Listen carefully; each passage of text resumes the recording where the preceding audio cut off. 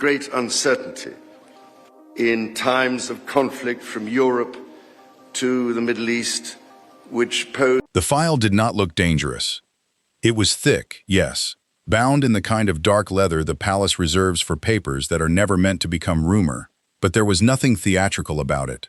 No seal broken in front of cameras, no officials standing at attention, no line of ministers waiting beneath chandeliers. It arrived the way the most painful royal decisions often arrive, quietly, on a silver tray, carried through a side corridor, while the rest of Britain believed the monarchy was simply continuing its careful daily rhythm.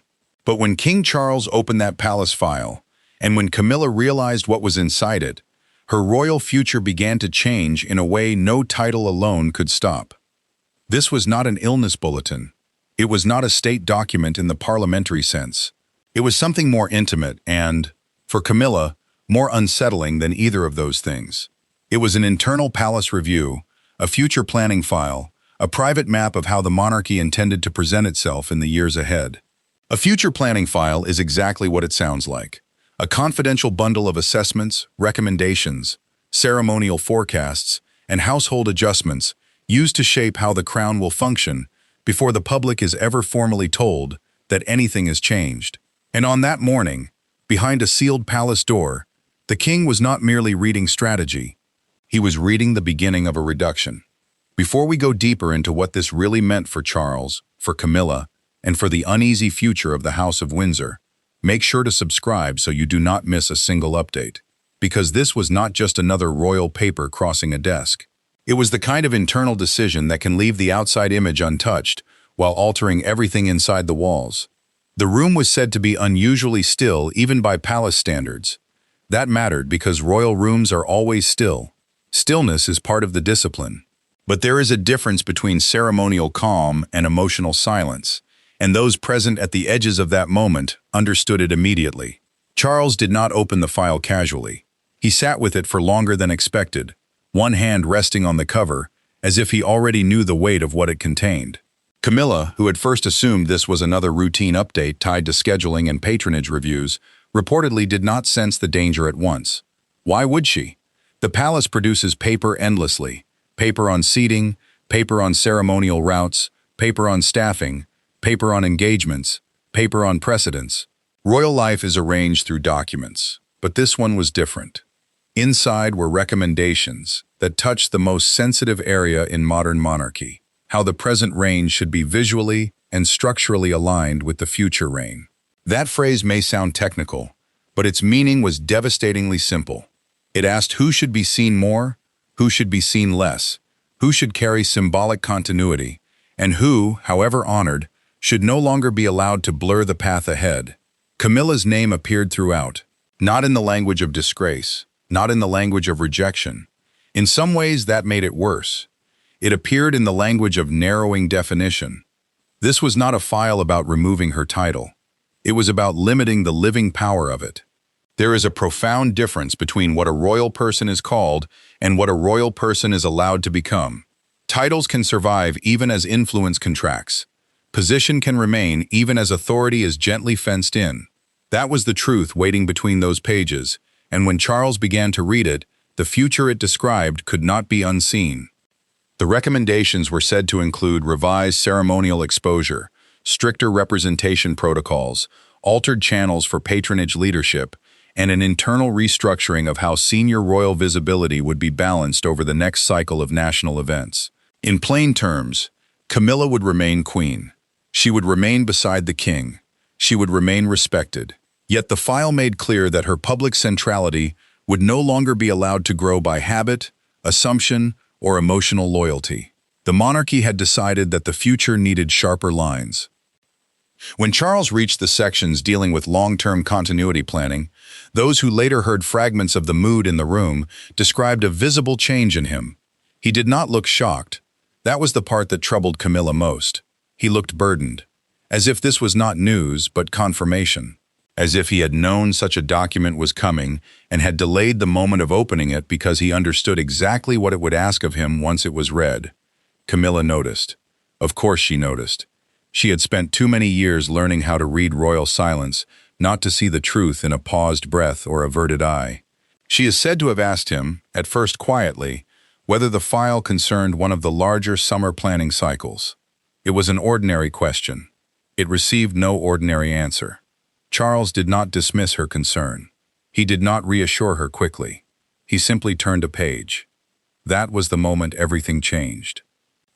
Because in royal life, reassurance delayed is often more revealing than bad news delivered. The country sees monarchy through statements. The family feels it through pauses. And the pause that followed told Camilla more than a formal announcement ever could. Something inside that file did not merely affect her schedule. It affected her future place in the institution. The country saw one thing. Inside the family, the truth was far more painful. Charles finally spoke in the language he always returned to when emotion became too dangerous. Duty, continuity, stability, balance. They are old royal words, but they can wound like new ones when used at the wrong moment. He is believed to have told Camilla that the file was part of a broader strategic review, one designed to protect the monarchy from confusion during a period of heightened scrutiny. A strategic review, in palace terms, is not simply a discussion. It is the organized evaluation of how the institution must adjust to preserve trust, hierarchy, and public understanding. That mattered because it meant the issue had moved beyond personal preference. The palace machinery was involved. Camilla reportedly asked one question almost immediately. Was this about her? It was the question of someone who already knew the answer, but still needed to hear how far the truth would go. Charles, according to those familiar with the atmosphere, did not answer with an easy lie. He said the file was about the monarchy, yet in saying that, he confirmed the part that hurt most. If the monarchy was now redefining itself in ways that touched her directly, then her future was no longer being shaped by affection or custom. It was being shaped by necessity. This was not the beginning of the story. The file may have been opened that morning, but the decision inside it had been gathering for months, perhaps longer, in the shadows between state duty and family strain. What happened next requires going back, because no palace future is rewritten in a single morning. It is prepared in discomfort, sharpened by incidents, and finally forced into language when silence can no longer hold it. The story did not begin with the file. It began with a season of careful appearances that were meant to reassure and instead exposed a growing problem. Publicly, the monarchy seemed composed. Senior figures appeared where expected. Ceremonies moved with familiar dignity. The king and queen stood together. William and Catherine carried their own duties with increasing weight. To many watching from outside, it looked like a system adapting, nothing more. Yet inside the palace, another reality was forming. The question was no longer whether the future would soon demand clearer preparation. The question was whether the present could survive that preparation without tearing the family further apart. One of the first warning signs came during a major palace-hosted event that should have been routine in emotional terms, even if grand in ceremonial form.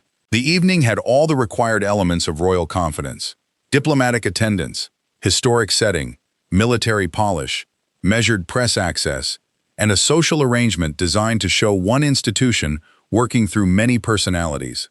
But somewhere between the seating plans and post-event reviews, concern began to gather. Not because Camilla had acted improperly, not because anything publicly scandalous occurred. The danger was subtler than that. Her office had begun pushing for forms of representation and positioning that some inside the future-facing side of the household believed crossed an invisible line. At first, this was dismissed as ordinary palace friction. Every large court has it. Competing schedules, competing interpretations, different instincts about who should lead which event or receive which public emphasis. But the concerns did not fade. They deepened.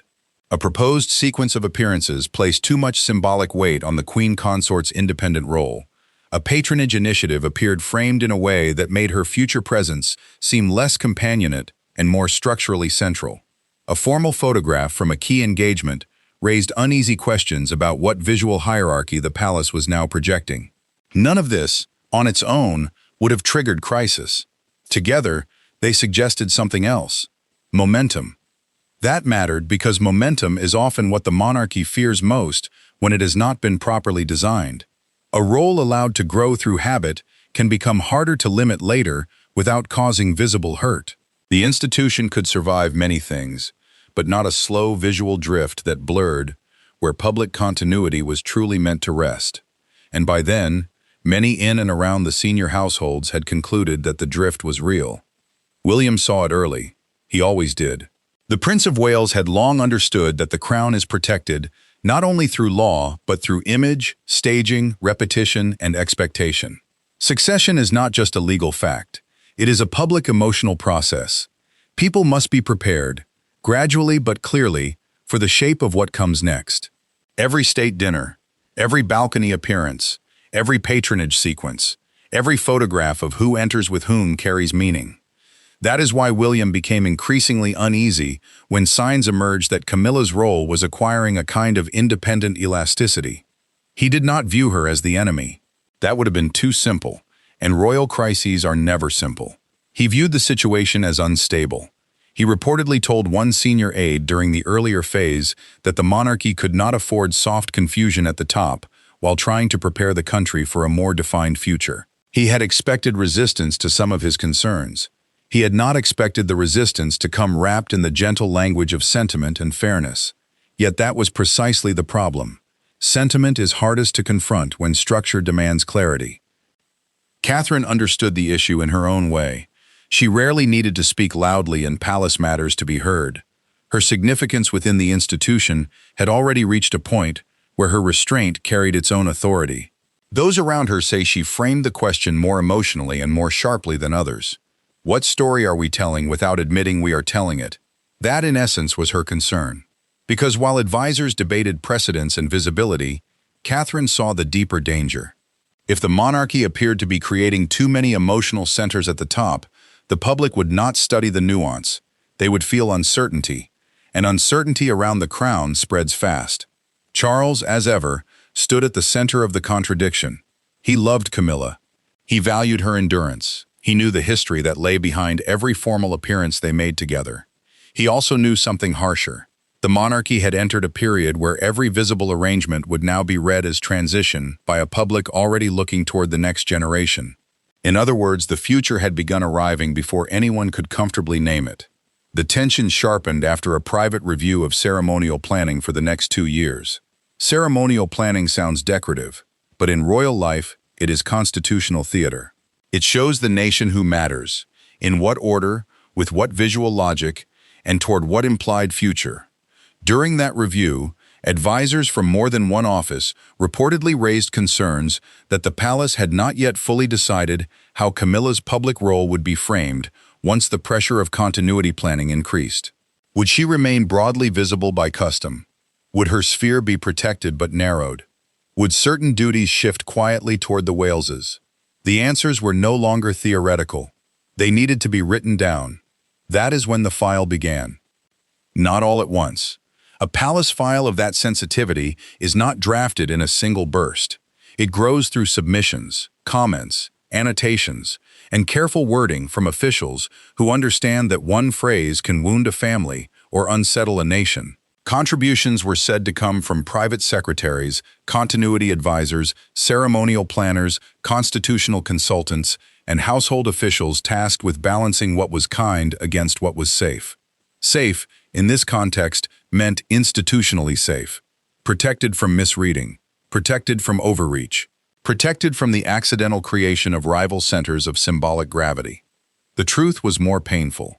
Camilla herself had become the center of a problem no one wanted to describe too bluntly: how to honor the queen without allowing her role to complicate the preparation of the next reign. That sentence, even unspoken, hovered over everything. The trigger that pushed the file from discussion into urgency came during another internal moment, smaller in public scale, but far more explosive in private consequence. It involved a guest list, a consultation chain, and a figure from Camilla's older circle whose return to a sensitive palace environment alarmed William's side deeply. The specific incident mattered less than what it revealed. Old informal loyalties had not disappeared. Some of them still believed they could touch the royal center, shape mood, and influence arrangement without passing through the newer disciplines William was trying to build. He saw danger at once, not scandalous danger, structural danger. There was a private confrontation soon after, and by then the emotional terms had become impossible to disguise. William spoke to Charles with restraint, but not softness. He reportedly argued that kindness to personal history could not come at the expense of the monarchy's future clarity. He said, in effect, that the crown could not be managed like an emotional settlement where everyone's past was allowed to keep a permanent seat at the table. No one raised their voice, but the room reportedly grew colder with each sentence. Charles defended Camilla on human grounds. He reminded his son that behind all the strategic anxieties was a real person who had survived years of hostility, adjustment, and scrutiny to stand where she now stood. To suddenly behave as if her continued presence must be carefully fenced in was, from his view, not only institutionally delicate, but emotionally cruel. He had expected concern from William.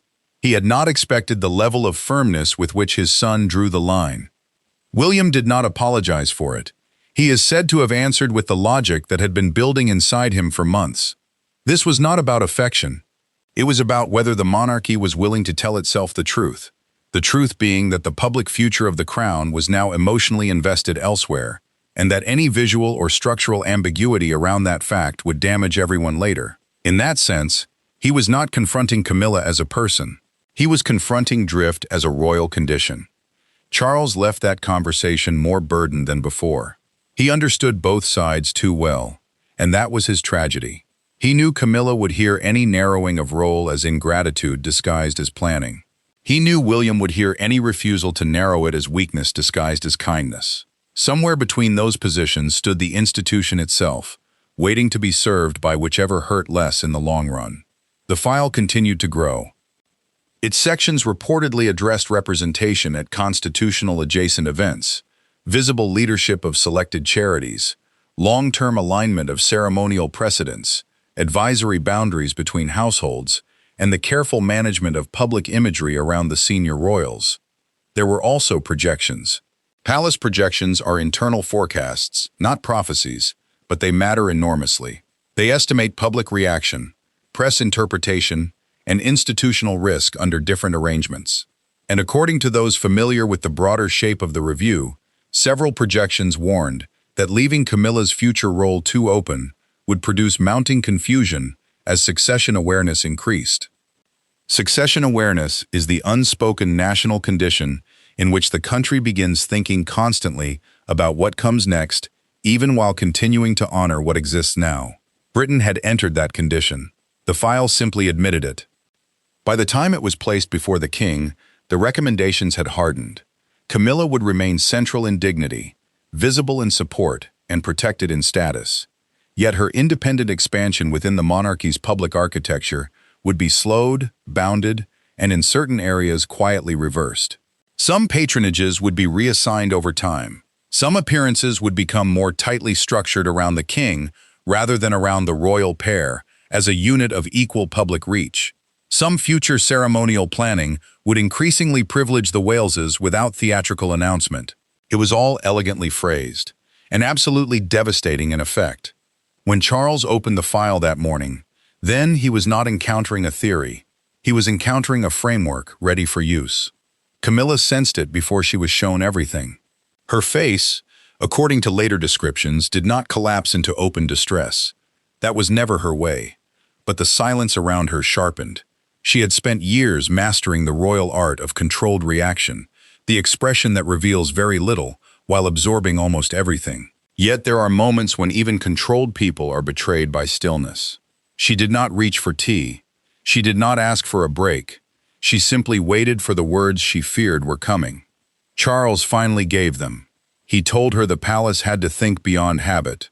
He told her the current shape of the reign could not be allowed to drift into arrangements that would later be harder and crueler to correct. He told her that certain definitions would now need to be clarified. Clarified. It was such a palace word, so gentle on the surface, so merciless underneath. Because to clarify a royal future is often to reduce it. Camilla asked whether the file had already been approved in principle. That question struck at the core of everything. If the answer was yes, then the conversation was not consultation, it was notification. Charles hesitated just long enough to make the truth visible. The broader direction, he said, had support. Support from whom, she likely did not need to ask. Advisors, officials, household planners, perhaps even those whose future depended on the monarchy looking more sharply aligned than it currently did. The truth was more painful. She was not merely reading a proposal, she was reading the palace's emotional verdict on where she belonged in the years ahead. For a long moment, she reportedly said nothing. That silence mattered, because anger can be argued with. Silence cannot.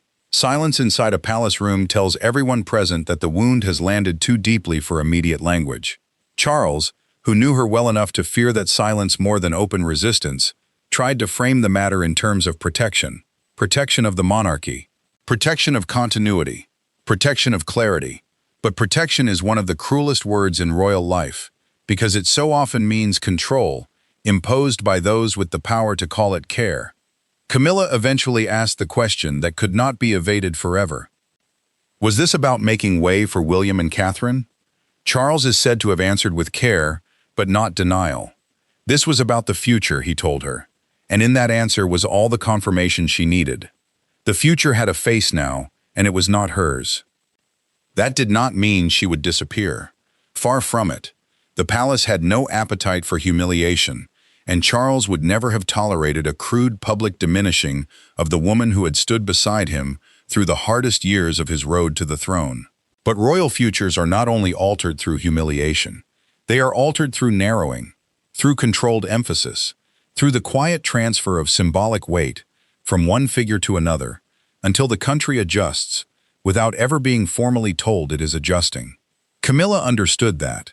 She understood it instantly. And once she understood it, the emotional atmosphere of the palace began to change. The first days after the file was opened were said to be among the coldest in recent palace memory. Not because there were scenes. There were not. Royal families at their most wounded are often their most formal. Breakfast routines shifted. Shared timing became more exact. Staff noticed the kind of careful spacing that only appears when every ordinary movement suddenly carries meaning. No one raised their voice, but the silence deepened. It moved through corridors, private drawing rooms, and briefing tables alike. Charles suffered in that silence more than most people outside the walls would ever imagine. A king may sign or approve a decision, but he still has to live inside the emotional consequences. This was not a man indifferent to Camilla's pain. It was a man surrendering to a logic he believed the institution could no longer avoid. That is what made the moment so heavy. He was not choosing between love and dislike. He was choosing between love and design. William, meanwhile, became more central to events without appearing to move at all. That is often how future power works best in a monarchy, not by loud intervention, but by the fact that every structural choice begins unconsciously bending toward it. His office did not issue triumphal signals. Catherine did not perform any visible claim. But the palace machinery increasingly arranged itself around the logic they represented: continuity, discipline, and emotional preparation for the next era. There was another private confrontation, this time between Charles and Camilla alone, after she had read enough of the file to understand its full reach. It was not about one event or one schedule. It was about meaning. She wanted to know whether she was still being regarded as a partner in the reign, or merely as a protected accompaniment to it. The distinction is subtle in public and enormous in private. A partner stands within the architecture. An accompaniment stands beside it. Charles tried to reassure her that her dignity was not in question. He insisted that respect remained total, that her role beside him remained secure. But she saw through the distinction at once. Respect, in royal language, can be the velvet wrapping placed around a limitation no one dares name more plainly. She is believed to have said, with quiet force, that she had not fought for survival in public life, only to be managed into ceremonial softness now that the crown had finally been secured. That line, whether exact or near exact, captured her injury perfectly. For years, she had endured suspicion, criticism, coldness, and scrutiny. She had remained, she had adapted, she had absorbed. And now, at the point where her formal standing was highest, the palace was effectively telling her that the future required her not to grow into it too fully. Charles had no easy answer to that because there was none. He could only return to the same hard principle. The monarchy had to choose preparation over denial. It could not wait for public confusion to deepen before acting. It could not allow emotional indebtedness to determine institutional shape. If tomorrow was already pressing against the present, then the present had to be redrawn before tomorrow arrived. That phrase, preparation over denial, reportedly stayed with everyone who heard it repeated later, because it defined not only Camilla's crisis, but the larger royal mood of the moment. The file was not punishing her. It was acknowledging that the future had already entered the room. Once the emotional confrontation passed, the institutional escalation began. This is the stage most outsiders never see, but it is where monarchy becomes most decisive. Recommendations become instructions. Instructions become diary revisions. Diary revisions become visible patterns. A patronage office is told to prepare a transfer schedule. A ceremonial planner is told to redraw seating logic for selected national occasions. A communications team is told to emphasize unity while avoiding overexposure of certain pairings. The official household moves with gentle hands and steel bones. Once engaged, it can make even painful change look natural. That was exactly what happened. The palace did not issue a dramatic statement. It did something more effective.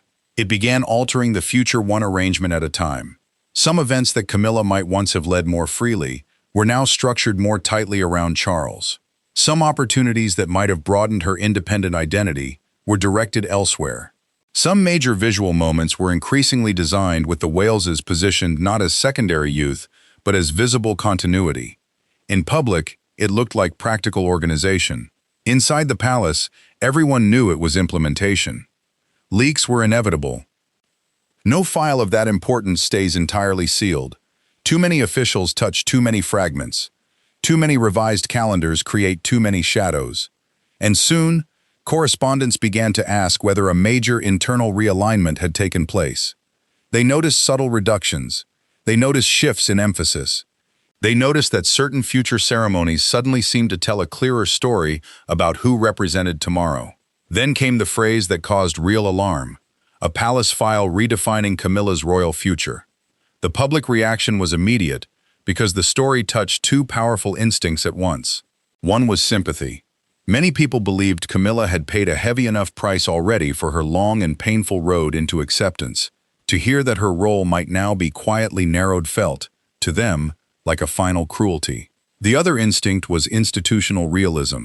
Many others believed the monarchy had no choice, that the palace could not drift into ambiguity while trying to prepare the nation for a more precise future. Both instincts were real. That is why the story landed so hard.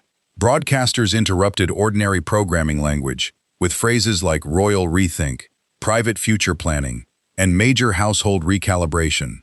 Newspapers split along predictable lines, some portraying the file as a cold reduction, others as a necessary act of constitutional housekeeping. Constitutional housekeeping sounds trivial. It is not.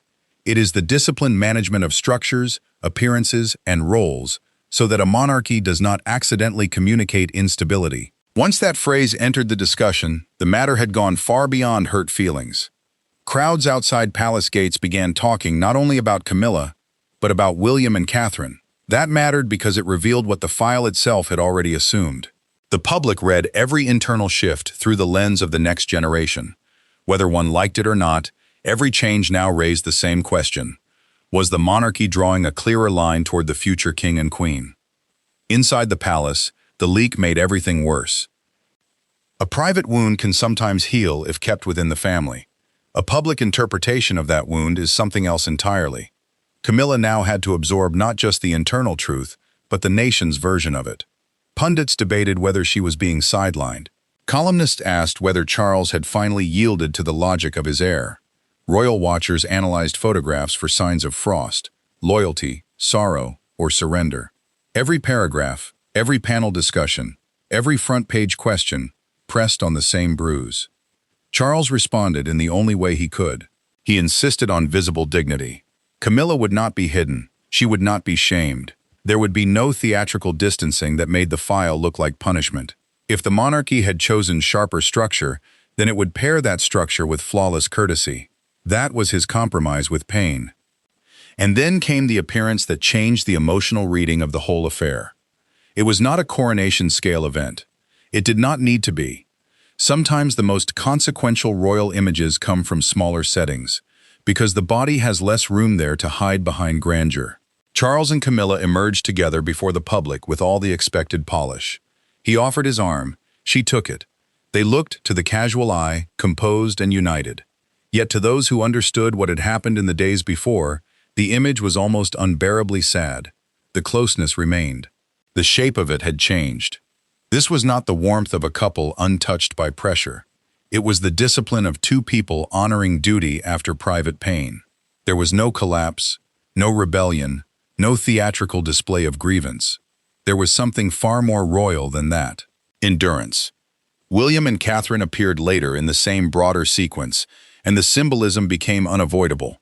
There they were, the present king and queen beside the future king and queen, one pair carrying history, the other carrying expectation. No one had to say the meaning aloud. The file had already said it in paper form. The palace was now saying it in living form. The future was being acknowledged without ending the present. Camilla's place remained, but its boundaries had become visible. That may be the deepest truth of this entire crisis. Camilla's royal future was not destroyed. It was defined.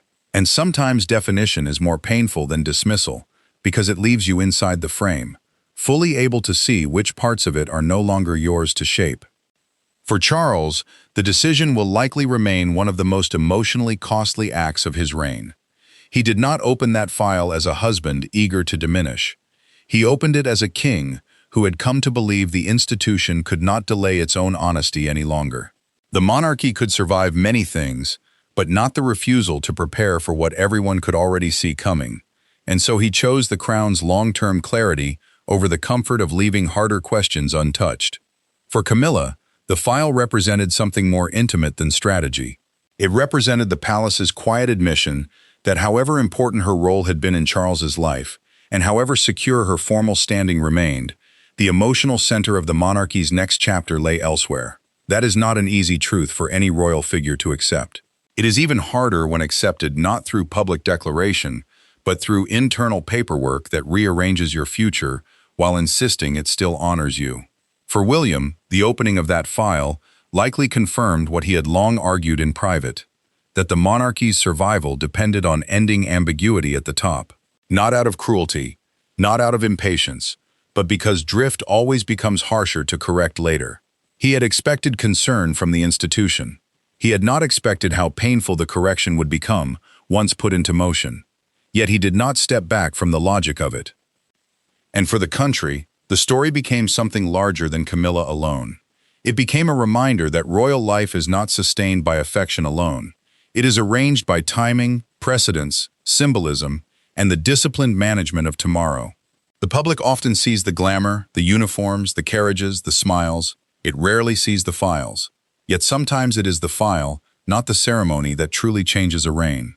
In the end, what changed Camilla's royal future was not one angry statement, one scandal, or one act of public humiliation. It was a king sitting in silence, turning pages that told him the monarchy could no longer postpone its own transition logic. It was a consort, realizing that respect would remain while range would narrow. It was a family discovering once again that private loyalty and institutional survival do not always fit the same shape. The monarchy chose preparation over denial. It chose clarity over drift. It chose to acknowledge the future without formally announcing it. But it did so at a human cost, written not in headlines first, but in silence, posture, and a file opened behind a sealed palace door. That is why this moment mattered so deeply, not because it ended Camilla's place, but because it changed its meaning. She would still stand beside the king. She would still be seen. She would still be honored. Yet from that morning on, her future was no longer a field that could expand by quiet momentum. It had been measured, marked, contained. The family remained standing. The crown remained intact. Public duty continued. But something irreversible had happened all the same. The present had finally bowed, however painfully, to the demands of the future. And perhaps that is the true story behind the palace file. It was not simply about Camilla. It was about the old royal conflict that never ends. institution versus family, protection versus control, love versus design, continuity versus confusion. Charles opened the file as a sovereign. Camilla received it as a wound. The monarchy absorbed it as necessity. The country saw a royal adjustment. Inside the palace, the truth was far more painful. Thanks for watching. Please do not forget to like and subscribe, and we will see you in the next one.